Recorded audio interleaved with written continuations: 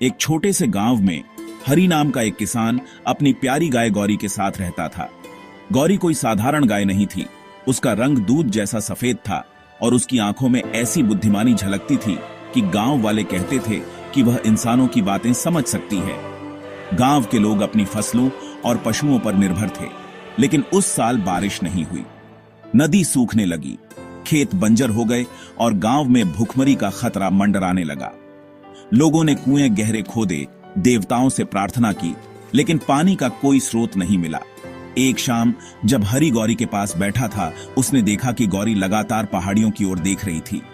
वह धीरे धीरे रंभा रही थी और हरि को हल्के से ठेल रही थी, जैसे उसे कुछ बताना चाहती हो। हरि ने जिज्ञासा से उसे चलने दिया।